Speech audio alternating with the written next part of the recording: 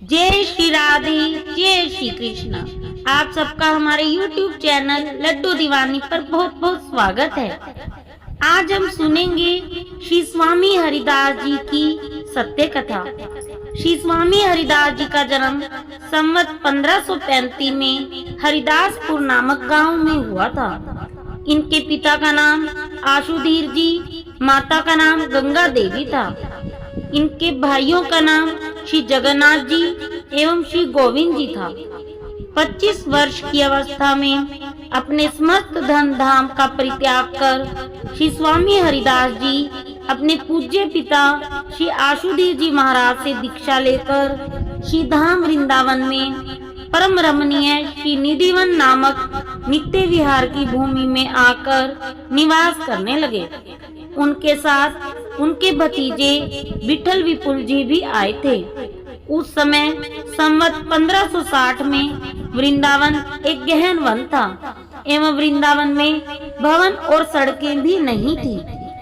श्री स्वामी हरिदास जी ने वृंदावन में निवास किया और वहां परम विलक्षण रस रीति का प्रवर्तन किया।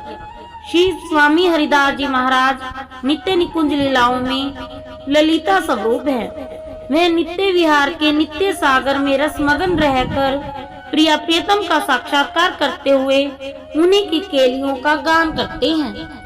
स्वामी जी जब भी अपने तानपुरे पर संगीत की अलौकिक स्वर लहरियां बिखेरते थे तब संपूर्ण वृंदावन थिरकने लगता था। एक अलौकिक छटा बिखर जाती थी। सभी पशु पक्षी भी मंत्रमुग्ध होकर उनका संगीत सुनने लगते थे। उनके भतीजे विठल विपुल जी हमेशा सोचते थे कि स्वामी जी का संगीत किसके लिए समर्पित है।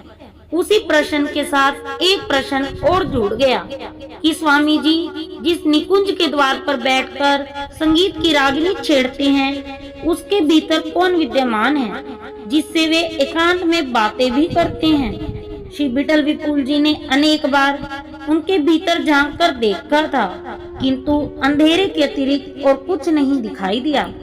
एक दिन स्वामी हरिदास जी ने विठल विपुल जी को अपने पास बुलाया और पूछा, जानते हो आज क्या है? विठल विपुल जी ने कहा, नहीं, मुझे तो आप बताओ आज क्या है।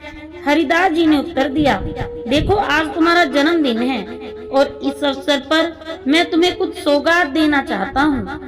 विठल विपुल जी बोले, मुझे कोई सौगात नहीं चाहिए, मैं तो उस निकुंज द्वार का रहस्य जानना चाहता हूँ और आपके प्राण आराध्य श्यामा कुंज बिहारी के स्वरूप की एक झलक पाना चाहता हूँ। स्वामी जी बोले, वही तो मैं तुम्हें बताना चाहता हूँ, बुलाओ जगन्नाथ जी को और सबको। यह सुनकर विठल विपुल जी बहुत खुश हुए। हरिदास जी के भ्राता जगन्नाथ जी भी वहीं आ गए और भी समाज जुड़ गया। स्वामी जी नेत्र मुंदे तानपुरा लेकर बैठे थे। सभी विमुग्ध थे और रस में डूबे हुए थे। संगीतों के स्वरों के आरोह के साथ ही सबने अपने अंतर में एक अद्भुत प्रकाश का अनुभव किया। तभी उस नूतन निकुंज में नील गौर प्रकाश की कोमल किरणें फैलने लगी। सब एकटक होकर देख रहे थे। कुछ दिव्य घटित होने जा रहा था। प्रकाश बढ़ता गया और इसी बीच परस्पर हाथा में श्यामा कुंज बिहारी जी के दर्शन हुए।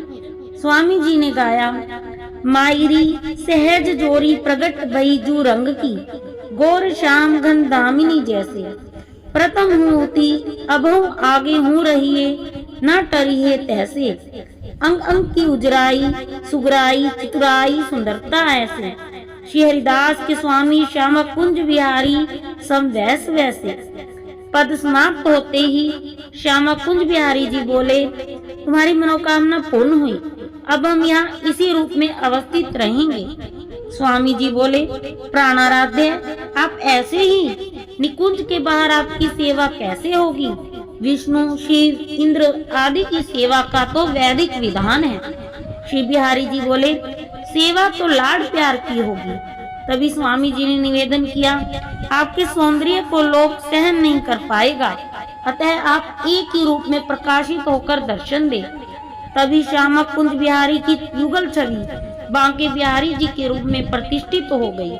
स्वामी जी और बांके बिहारी जी की महिमा जब हरिदासपुर पहुंची तो जगन्नाथ जी के तीनों पुत्रों श्री गोपीनाथ जी, श्री मेघश्याम जी एवं श्री मुरारीदास जी वृंदावन आ गए।